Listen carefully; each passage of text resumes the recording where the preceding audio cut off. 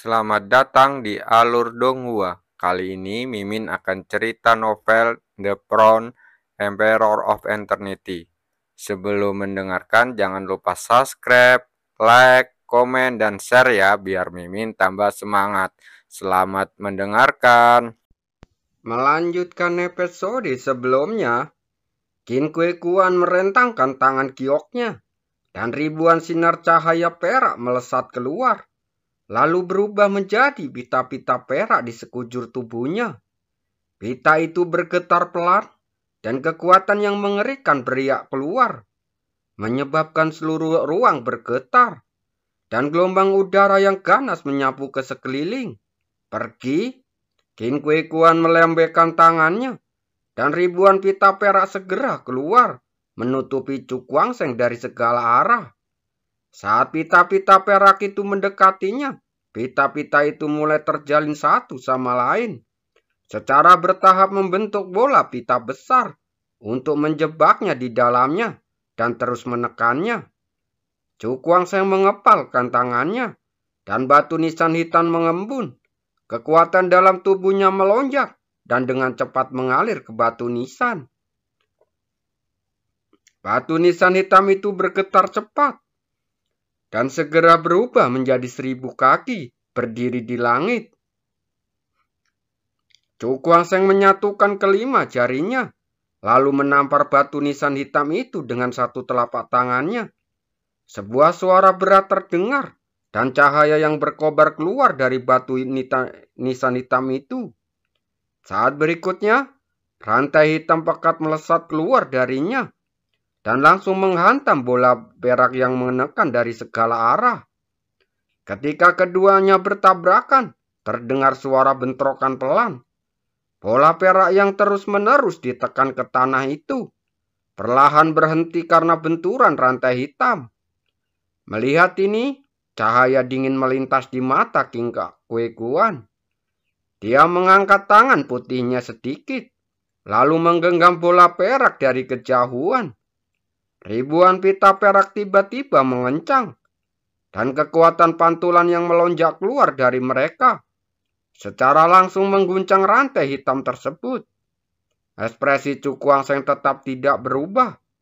Dia mengepalkan kedua tangannya, dan suara samar terdengar dari tenggorokannya. Ubah. Begitu kata itu diucap, seluruh batu nisan hitam itu mengalami perubahan drastis. Kekuatan cahaya yang tak terbatas mulai keluar darinya, menggantikan warna hitam aslinya. Dalam sekejap, separuh langit dipenuhi kekuatan cahaya, dan tekanan dahsyat menyapu ke segala arah. Dulu, saat Cukwangsheng masih belum cukup kuat, dia tidak bisa mengaktifkan kekuatan sebenarnya dari batu nisan hitam ini. Namun sekarang, dia akhirnya bisa melakukannya.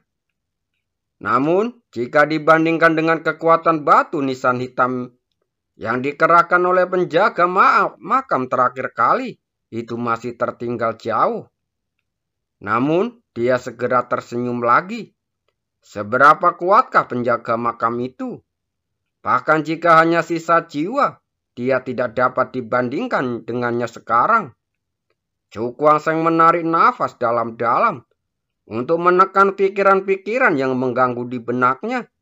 Segel di tangannya berubah lagi, dan kekuatan cahaya yang tak terbatas menyapu keluar dari batu nisan, lalu mengalir deras ke segala arah. Bola perak itu terus bergetar, dan cahaya di atasnya langsung redup. Jelas bahwa bola itu mampu menahan kekuatan dari batu nisan itu.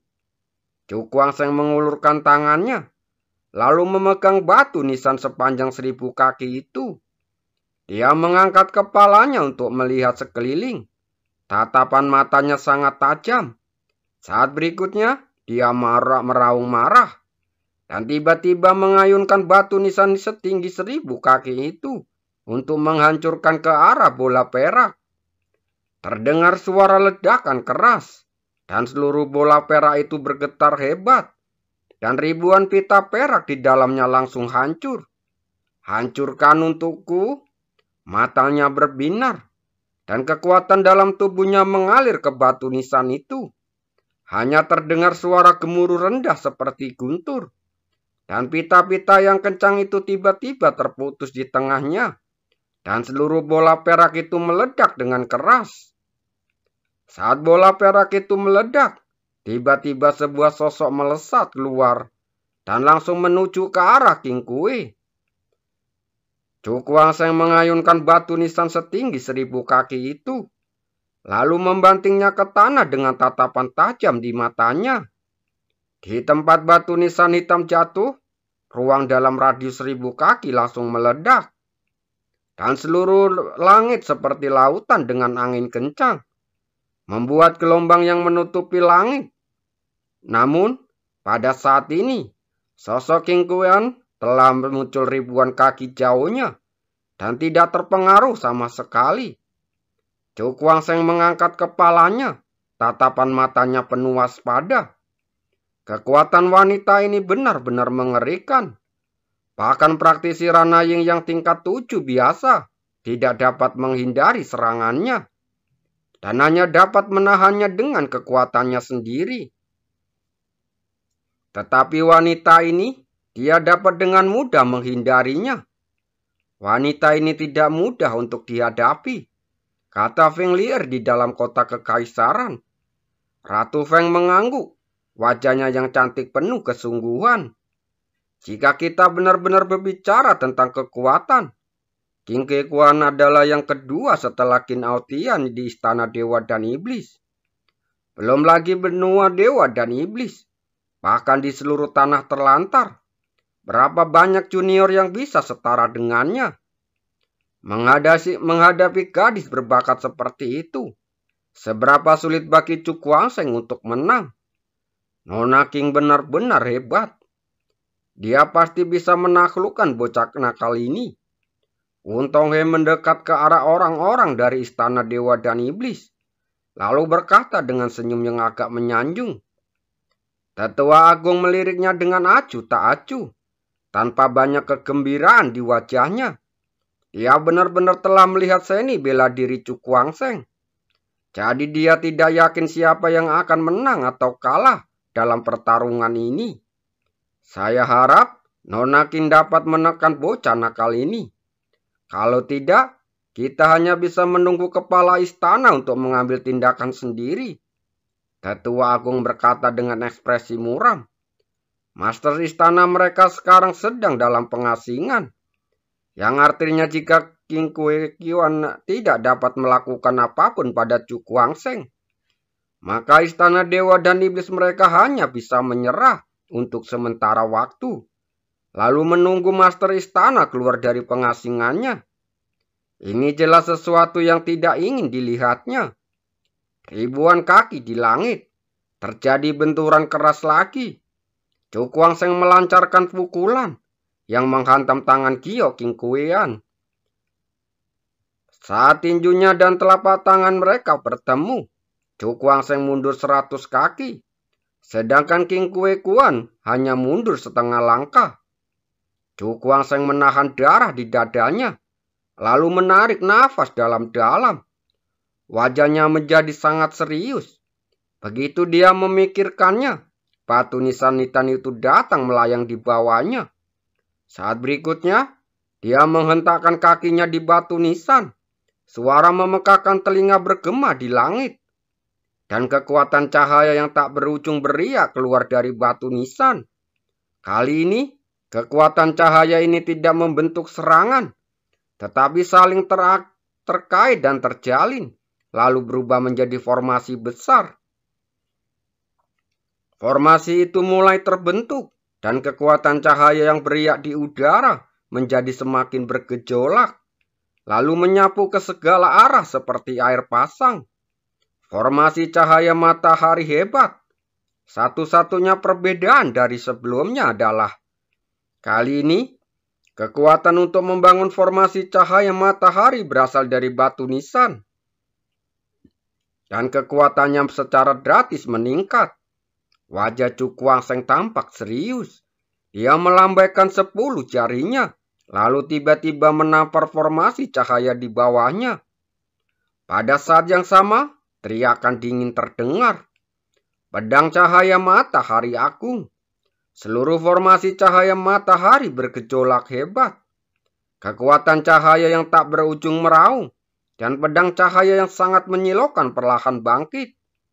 Begitu pedang cahaya muncul, kekuatan yang melonjak antara langit dan bumi langsung melambat. Aura cahaya yang tak terlukiskan menyapu langit dan bumi, mengguncang keempat arah ruang angkasa. Chu Kuang-Seng melambaikan tangannya dengan ringan, dan pedang cahaya yang menyilaukan itu langsung melayang di depannya.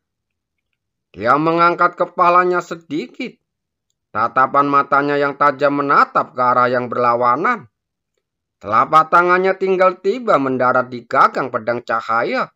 Lalu dia menggenggamnya erat. Dengan pedang cahaya di tangannya, aura Chu Kuang-Seng mengalami perubahan yang luar biasa.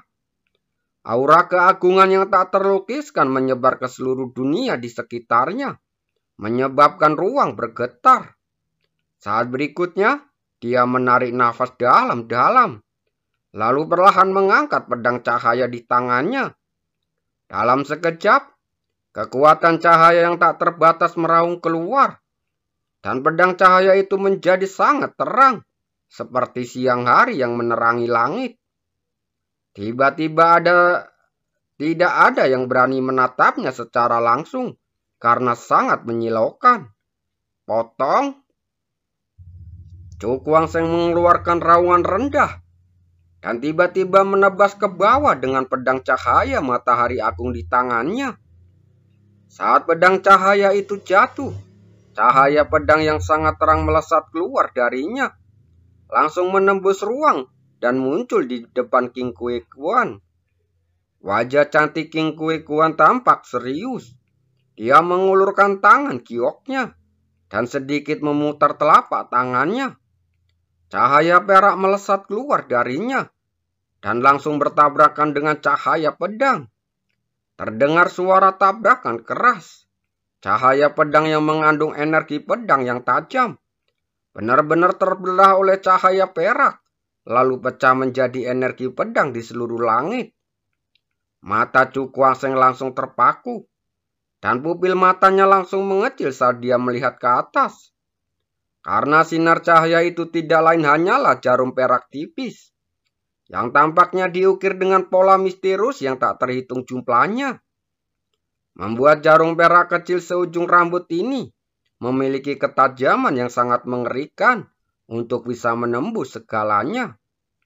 Pada saat ini, King Kue Kuan menggenggam kedua telangan gioknya, dan tiba-tiba cahaya perak yang tak terhitung jumlahnya mengembun di sekitar tubuhnya, lalu berubah menjadi jarum perak tipis. Jarum-jarum halus ini semuanya tampak persis sama. Ketika jarum-jarum itu muncul, semua orang merasakan hawa dingin di sekujur tubuh mereka, membuat mereka langsung menggigil. Ini adalah jarum perak kristal hitam. Di bawah, ekspresi Ratu Feng tiba-tiba berubah. Dia menatap jarum perak yang melayang di sekitar King Kue Kuan dengan ekspresi terkejut di matanya. Jarum perak kristal hitam ini terbuat dari besi perak kristal hitam. Besi perak kristal hitam ini memiliki asal-usul yang istimewa. Konon hanya dapat lahir di kehampaan yang paling kacau. Kondisinya sangat unik tersebut juga menciptakan kemampuan besi perak kristal hitam yang sangat kuat. Belum lagi emas dan batu biasa. Bahkan beberapa praktisi kuat dalam latihan fisik tidak dapat menahan daya tembus besi perak kristal hitam ini.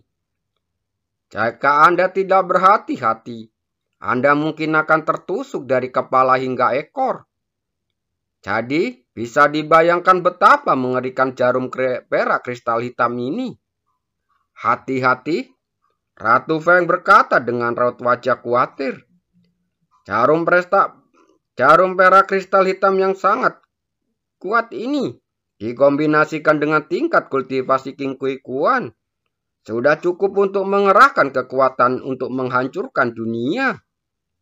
Ekspresi Chu Kuang-Seng langsung menjadi serius. Dia melihat jarum perak yang melayang di sekitar King Kue Kuan. Dengan hatinya langsung merasa tegang. Dari sini, dia merasakan bahaya yang kuat. Dia tidak ragu bahwa jika jarum perak itu mengenainya, kecuali dia mengaktifkan tubuh iblis Disa dan menyatukan pilar iblis ke dalam tubuhnya, dia tidak akan mampu menahan kekuatan penetrasi yang aneh itu. Di tengah tatapan ketakutan yang tak terhitung jumlahnya, cadar di wajah King Kue Kuan tertiup angin, memperlihatkan dua bibir tipis yang semerah mawar. Dia sedikit memalingkan wajahnya, sepasang mata yang amat dingin melesat mendekat. Dengan daya tembus seperti jarum perak kristal hitam, tepat ke arah Cu Kuangseng. Pergi. Saat berikutnya, bibir merahnya terbuka dan tertutup. Ribuan jarum perak kristal hitam yang tergantung di sekujur tubuhnya tiba-tiba melesat keluar, membawa aura tajam yang membuat kulit kepala orang menjadi merinding dan menyelimuti seluruh tubuh Cu Kuangseng. Ekspresi Cu Kuangseng berubah karena terkejut. Dengan begitu banyak jarum kristal perak hitam yang ditempatkan di arahnya, bahkan dia merasa sangat sulit untuk menghadapinya. Namun, semakin sering dia mengalami hal seperti ini, semakin dia tidak bisa panik. Dia menarik nafas dalam-dalam, lalu menenangkan pikirannya sepenuhnya. Seketika itu juga, pedang cahaya di tangannya langsung bergetar, lalu terdengar suara pedang yang menggetarkan. Saat berikutnya, pedang cahaya benar-benar terbelah menjadi bilah-bilah kecil yang tak terhitung jumlahnya, lalu melesat maju bagaikan badai. Ribuan jarum perak kristal hitam melesat, lalu bertabrakan dengan bilah pedang kecil yang tak terhitung jumlahnya. Terdengar suara keras seperti tetesan air hujan, menyebabkan riak-riak di ruang di sekitarnya. Seiring berjalannya waktu, bilah pedang kecil yang terpisah dari pedang cahaya secara bertahap mulai mengalami kekalahan dan sepenuhnya ditekan oleh jarum perak kristal hitam. Tak lama kemudian, daya tembus yang kuat dari jarum perak kristal hitam secara bertahap bertambah kuat, lalu menembus bilah pedang kecil satu demi satu, dan langsung meledak menjadi energi pedang di seluruh langit. Tubuh Cu Kuangseng langsung bergetar hebat, dan formasi cahaya di bawahnya juga bergetar, lalu menghilang ke udara tipis. Dia melihat jarum-jarum perak kristal hitam yang tak terhitung jumlahnya, langsung menyerang ke arahnya. Cu Kuangseng langsung bergerak untuk meninggalkan tempat asalnya, lalu mendarat di belakang batu nisan. Jarum-jarum perak kristal hitam yang tak terhitung jumlahnya melesat, langsung menabrak batu nisan. Hanya dalam beberapa tarikan nafas, batu nisan itu terguncang, sehingga cahayanya meredup, dan daya di atasnya pun dengan cepat menghilang. Melihat hal ini, Cu Kuangseng buru-buru menyingkirkan batu nisan hitam itu. Karena jika terus seperti ini, batu nisan itu akan hancur total. Saat batu nisan itu disingkirkan, tubuhnya sepenuhnya terkena serangan jarum perak kristal hitam. Nafas tajam menyerbu ke arahnya, mencoba langsung menusuknya. Istana dewa dan iblis tak terbatas. Cu Kuangseng mengeluarkan teriakan rendah, dan kekuatan mental yang dahsyat menyapu, langsung berubah menjadi istana besar hitam dan putih. Begitu istana hitam putih itu muncul, suatu kekuatan dahsyat terpancar darinya, lalu berubah menjadi lapisan perisai cahaya hitam putih yang melindungi istana tersebut. Jarum perak kristal hitam melesat, dan lapisan perisai cahaya hitam dan putih ditembus satu demi satu. Namun, selama proses penetrasi ini, kekuatan jarum perak kristal hitam terus melemah, dan akhirnya terhalang oleh satu lapisan terakhir, perisai cahaya hitam putih yang tersisa. Cu Kuangseng diam-diam terkejut ketika melihat semua ini. Jarum perak kristal ini sebelumnya telah diblokir oleh kekuatan pedang cahaya matahari agung.